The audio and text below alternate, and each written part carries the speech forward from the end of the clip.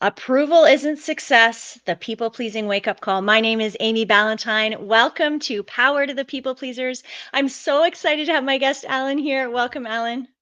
Thank you for having me. I do not take that lightly. I was a couple minutes late. I apologize for that, but we will not waste a second of anyone's time. Thank you for anyone watching or listening. I do not take that lightly in the 21st century. There's a lot of noise. And so, yeah, let's rock and roll.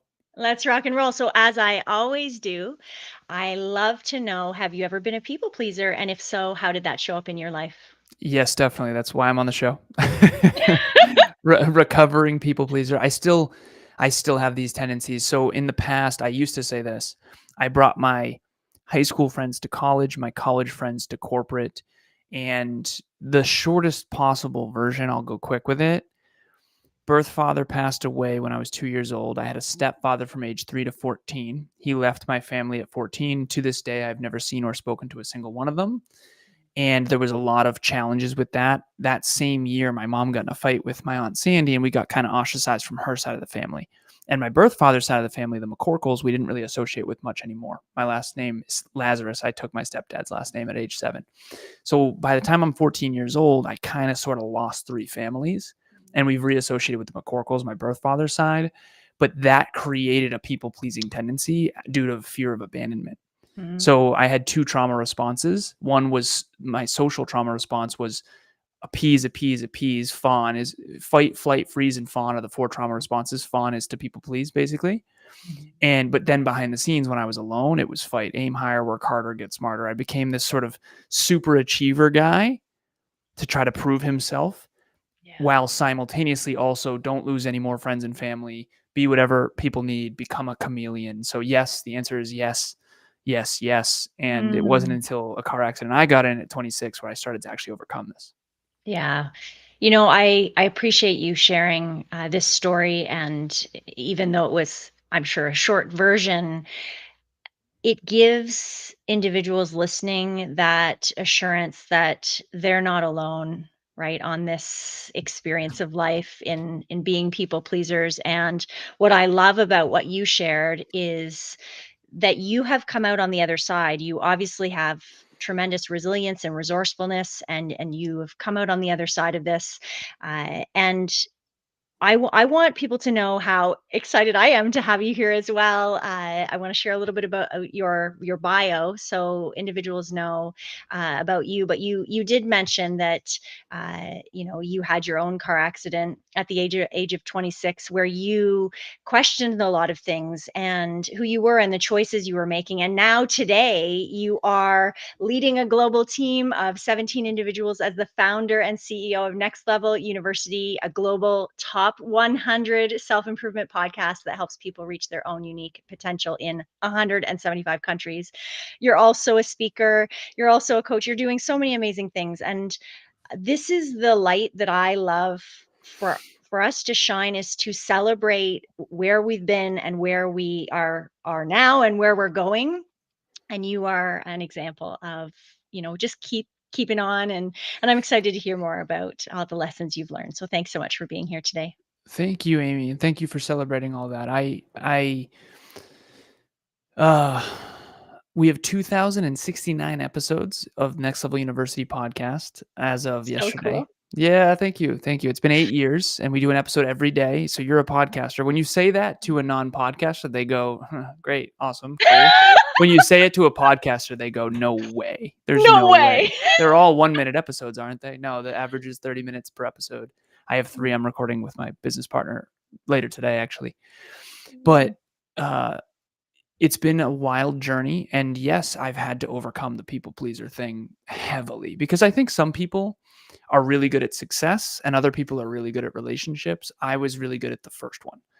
I think that some people are very relatable and likable, and that comes naturally to them. For me, it never did. I'm an engineer. I'm a long-term strategic thinker. My first modality of thinking is numbers and mathematics and rationality and structure and systems, and that's not normal. So I'm not the most fun at a barbecue unless I'm drinking, and I quit drinking actually 5-6 years ago now. Yeah. But that's what I used to do. I used to drink to fit in. because I was sort of this esoteric math guy who had super, super, super big dreams and who was like hyper focused on drive and productivity and conscientiousness. And after 26, my car accident, I basically decided to leave the chameleon behind and to stop being everything for everybody and to start being who I'm meant to be in the world. And that can be the scariest thing in the world for people. Like being all of who you really are is, I think, really scary because it's really unique and we're all hardwired for belonging. I absolutely agree, and I'd love to know what has changed for you since you've left the chameleon behind? Everything. Mhm. Everything's changed. Well, one thing that I will make this is very I'll make this as clear as possible. So I'm going to share the accolades first and then I'm going to share the downside because I don't think other people share the downside. Mhm. CEO, 18-person team now. You said 17, but it's 18 now, which is Yeah. exciting. We just got Kenna, a new team member. And 2,000 plus episodes, 175 countries. We've grossed well over $1 million at this point, well over 1 million listens. And we do have a very successful podcast, statistically speaking, at this stage. Mhm. And I'm very grateful because in the beginning it was brutal and it was crickets and no one cared. And but one of the things that I do want to share with everyone out there that I think is really important is that we people please for a reason. And the reason is it is the path of less resistance when it comes to losing relationships. So I remember there was a time in my early 20s when I said, "How am I going to do all these weddings?" I was anticipating being in, and I kid you not, 11 wedding parties Wow. because I had so many friends. I had two close friends from college. I was friends with my roommates in college. I had tons of friends from home. Like I really did take my high school friends to college friends to corporate. There was a referral program at the company I was working at called Cognex, and they gave big bonuses because they didn't have to pay headhunters. It was 3, Yeah. 6, 9, 12, 15. I was actually on a poster for a grand slam because I brought so many people from college to the company, and I got big bonuses for that, which was great. But ultimately, I was this guy who wanted to bring everyone with him. And so, the long story short here, the downside of when you said what changed, number one, I went from being this wandering generality, everything for everyone, to becoming a meaningful specific. I don't really do much anymore. And my life, I think from the outside in would look fairly boring. I do fitness, I do personal development, and I do business. I coach, I train, and I podcast, and I really don't do much else. And the truth of the matter is, and this is the hard part that people need to realize, I think that if you do want to achieve something really, really big in the world, there's a correlation between your ability to focus and essentialize your life. And I used to be at every barbecue. I used to be at every party. I used to be at all the weddings. I used to be invited to everything. I used to host things. And now, quite frankly, and I'm going to say this playfully, I hope it's funny, but it's also very deeply painful as well, which is I kind of don't have any friends anymore. And you do have to choose mathematically. I don't mean to be mean, but there's this whole work-life balance thing, and I get it. I understand, right? So not everyone wants top. No, not everyone wants to be Michael Phelps. Michael Yeah. Phelps has 23 gold medals, 23 medals total, I believe, and most of them gold. I think maybe 28 medals total. But the point is that if you are going to be Michael Phelps, he talked about this. He said, I spent 6 years in the pool and I didn't miss a single day.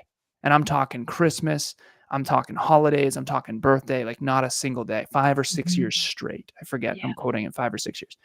And the truth is, if you do want to win an Olympic gold medal, that is the sacrifice that needs to be made, whether you like it or not. Yeah. And so I decided after 26, after my car accident, my mortality moment, that I was going to stop playing to fit in and start playing to stand out. And that can be the scariest thing in the world. And the truth of the matter is it's deeply, deeply painful when it comes to relationships. I do not see any of my friends anymore. I'm not at any barbecues. Emilia and I, my beautiful girlfriend and I, we have decided who is our family. And her mom, her dad, her sister, her brother, my mom, like we're very selective now with what we do and don't do with our time to a radical extent. There's so many nuggets in here that I wanna pull out. I'd love to know,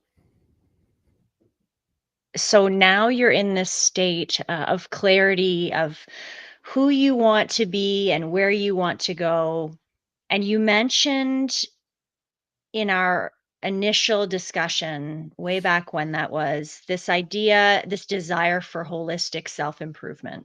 Mhm. And I'd love to know, you've clarified that being mindful and very intentional about your time has been a critical piece of leaving behind that way of life. Are there other specific, maybe one or two other specific things that you're like, this is a game changer? Yeah, one that comes up is you can you're not gonna be world class at several things, Mm. but you can be world class at a couple things. And so life is this duality between I wanna be eclectic and well-rounded, but also ridiculously good at a couple things.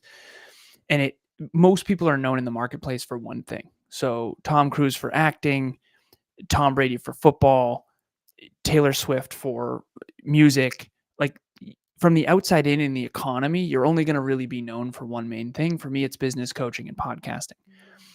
And you kind of have to choose that in advance and go all in if you want a really, really, really, really, really successful career.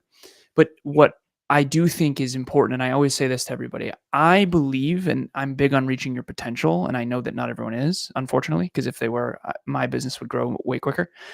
Um, but yeah, it's been very, very upsetting over the last decade. When I got into personal development, and it was like, this is the answer. Personal Yeah. development is the answer. It turns out I'm the only one. I'm kidding, You're but not, you're not. it feels like it sometimes.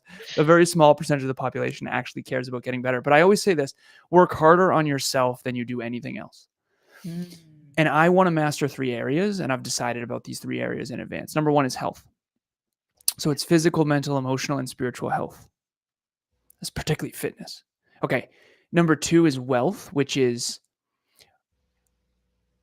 what is the type of work you do in the world? Is it deeply meaningful? Are you getting better at it? And are you paid well for it? And does the future need it as much as the past? I always say don't sell horses when cars come out type of thing. And again, it's a Yeah. metaphor. I'm all for horses. Okay, number people are like, oh, I love horses. How dare you? Listen, it was a metaphor. Number three is love.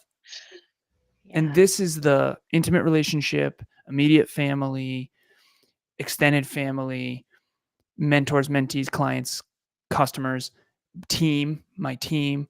So friends, acquaintances, it ripples outward. And unfortunately, if you don't get good at those three things, you're in trouble.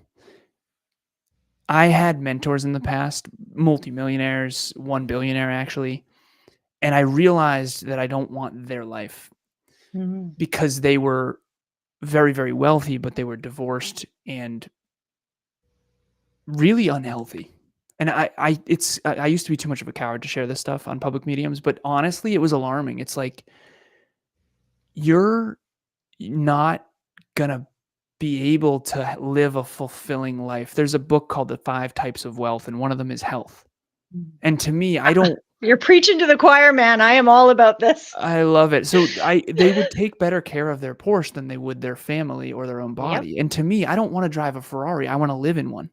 Yes. I want my You wanna body to fuel it be like one, yeah, right? exactly. Yes. You're supposed to treat it like a temple, not a woodshed, right? So, ultimately, health, wealth, and love is the narrowest I could possibly boil it down to, and I wanna give the math on this quickly, because as I started doing this, I realized how atrociously difficult it was. Seriously bad. Like, despite what Instagram shows, most people are not statistically healthy, wealthy, and in love. I would Statistically, that's agree. not real at all. Now, if you do wanna be, it is possible, and it's gonna be atrociously difficult. Here's why. If you're top 1% in wealth, health, and love, that's 1 over 100 times 1 over 100 times 1 over 100. That means you're 1 in a million. Only 1 in every million people statistically, mathematically, is healthy, wealthy, and in love in the top 1% category. So I didn't wanna be just top 1% wealth. I did that in my early 20s, and I said, "You know what? This isn't it." And I was wildly unhealthy. I drank too much and too often. I was everything for everybody. I lost myself. And so then I got in that car accident and I decided, okay, I'm going to go all in on health and fitness and wealth and love. And now I'm healthy, wealthy, and in love. But that has been, it's required exponentially more effort. It is way easier to be good at one of them. Yeah. Again, so many things. You know, what was coming up as you were sharing this is a clarification of what does success mean. And with our topic, our title being, approval isn't success. You have clearly defined and are walking daily the things that align for you as success. And I think that's sometimes, in my opinion, where people get stuck is that they see other people's model of success around them, right? They're looking at Instagram, they're looking at Facebook, they're looking all over the place at everyone else's model of success saying, "Oh, I want that piece." But they're not really recognizing all the rest that goes behind all the, as you're saying, the challenging, the effort required to have that success in that area. But to notice what are the pieces of the puzzle that align for you, the listener, as success and going after those things. I love that you're so clear and you're so laser focused. And I think that that is not only why you're achieving your success, but you know where you're going. I didn't start out, I've always been kind of, so I grew up in an environment that I saw really unfulfilled people.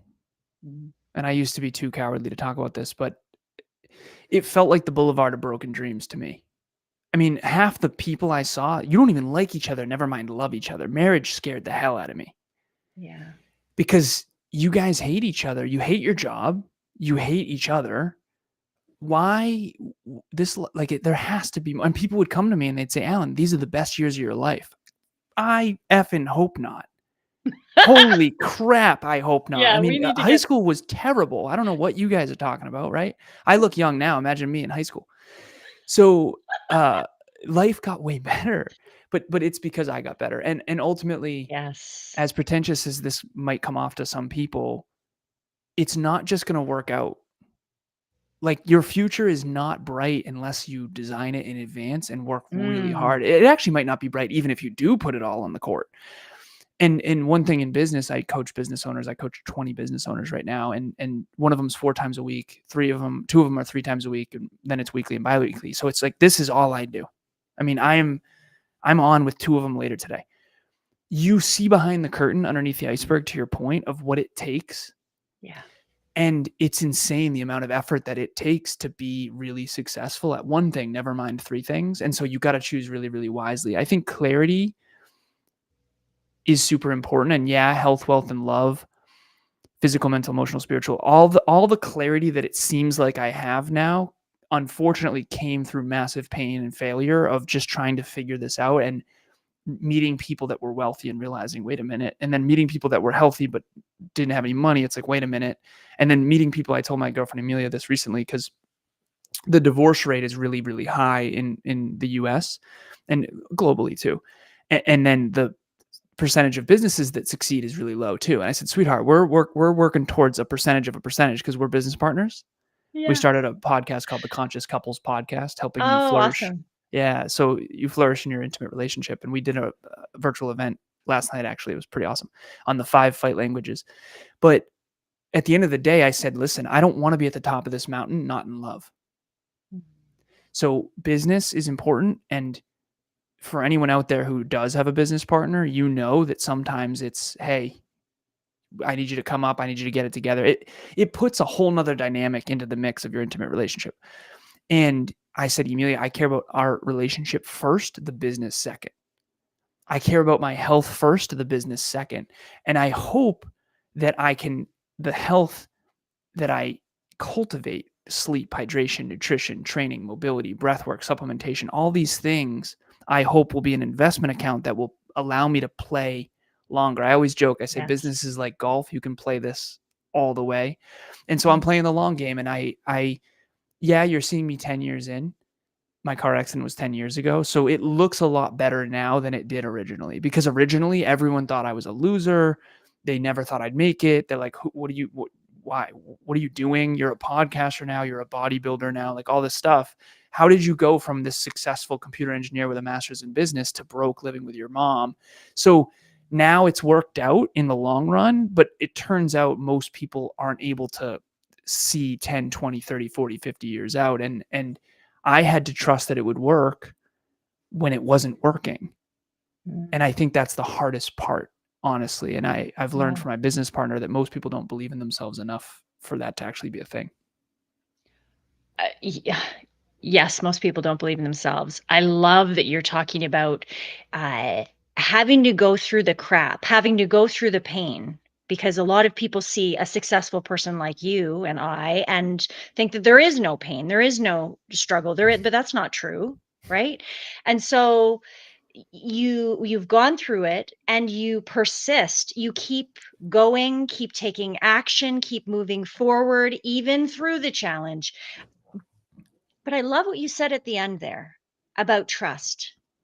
And I was talking with a few business owners recently, actually, and this idea of continuing to take the action, even when sometimes things are not going great, continuing to move forward, and holding the trust that these actions are leading you toward the life that you want if you're designing it on purpose, if you're taking action on purpose, right? And I think that's what you're saying. The self-belief piece, if I could only give, we did an episode recently, if I could only give three things, it would be number one, how much self-belief are you building? You can build it. If you say, hey, I'm going to go to the gym for 30 minutes tomorrow, and then you keep the promise to yourself, you actually do build self-belief. Yeah. Your subconscious and unconscious brain goes, oh yeah, you did that. What else can I do? What else can I do? The problem is, if it's not premeditated, if it's not by design, you actually don't build belief. You stumble upon stuff. Yeah. So it has to. And why would someone with low self-belief set a goal in the future? So it's this conundrum. Hmm. And so self-belief is number one. Number two is who you surround yourself with, and making sure that you don't become a people pleaser for the wrong people. Because at NLU, my 18-person team, obviously there's an element of, hey, we all need to be humble. We all need to have work ethic. We all need to show up and be reliable, and preferably on time, right? My bad. But there's a standard. There's a standard here. And I think that if you are a people pleaser, you can use it to your advantage. Get around people where the standard is higher, because you'll do Mm. more for them than you will for yourself. Ooh, that is juicy. I Okay. really like that. Nice. Nice. If you are a people pleaser, go around those. Yes. Because that's what's like when you're around next level people, you will want to be next level if you're a people pleaser, because you're so wired for love and belonging. And I definitely am. So I needed to surround myself with the right people for sure. And I surrounded myself with the wrong people for so many years. And so the first one's self belief. The second one is who you spend time with. And the third one would be uh, playing the long game. Yeah. You have to be able, because most results that actually matter in life do not, when it comes to human beings, do not come quickly. I've been exercising. I'm not even kidding. And again, I used to be too cowardly to share this too. My girlfriend and I, we started a streak March 1st of 2022. Every single day I wake up and I go to the whiteboard and I add a little, I change the number on the bottom right of our whiteboard. I'm an esoteric weirdo. Okay. 1,172 days in a row of consistent exercise. Oh. Now, I'm not saying that to brag for anyone out there watching and listening, saying, who's this dingus? Here's what I'm saying. I'm not even in that great a shape. That's 3.5 years of exercise. And I'm telling you, I thought I'd be in better shape. I also eat terrible. I'm joking. I don't eat great. But at the end of the day, what I'm saying is, even with 3 years of consistency, the results aren't that good.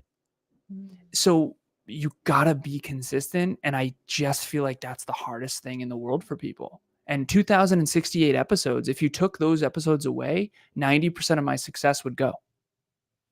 Yeah. Yeah. Man, I think we could talk all day. There's so many things that we're aligned on, and I'm so grateful that we had this discussion. And I know that you've added a tremendous amount of value to the listeners today. So thank you so much for being here. And for the people who want to connect with you, want to continue to learn from you, please share where they should do that. Amy, thank you for doing what you do in the world. Thank you for having me. Seriously, I really appreciate it. And I would come back anytime if you ever want to do it again. Where you can find me, and I always say this, if you're humble and have work ethic and you care about reaching your potential, you're going to love me. You're going to love NLU. You're going to love Kev. So nextleveluniverse.com is the website, spelled just like it sounds, nextleveluniverse.com. The podcast is Next Level University. 1% improvement, personal development, and success in your pocket from anywhere on the planet, completely free every single day. If you are entitled and ungrateful and you don't want to earn your way to success, aka anyone who wants big rewards for minimal effort, please do not reach out under any circumstances. You're not going to like me. You probably already shut this off. And you're certainly not going to like NLU. We call ourselves the ultimate tryhards. We came from nothing, both grew up without fathers. And I don't like the whole arriving thing. I'm big on Mhm. striving. I think we all have to earn Yeah. it every day. I think the rent is due every day. And I think you got to work hard on yourself. And I think a lot of people are unfortunately very entitled and they want big rewards for minimal effort, and that just doesn't work, at least not long term. And I've figured out over time in my 30s that those people will never get along with me. I spent too much time trying to please those people, and I noticed that I'm never going to be able to. So I'm done with that. And so Good. if you Good. have humility and work ethic and you want to reach your potential, please reach out. If you don't, please do not, and save myself and yourself some time. I love it. I love the clarity, man, the honesty. Mm. It's been so fun and valuable to have this conversation. So thank you. And to all of our listeners, please stay tuned for the next episode of Powers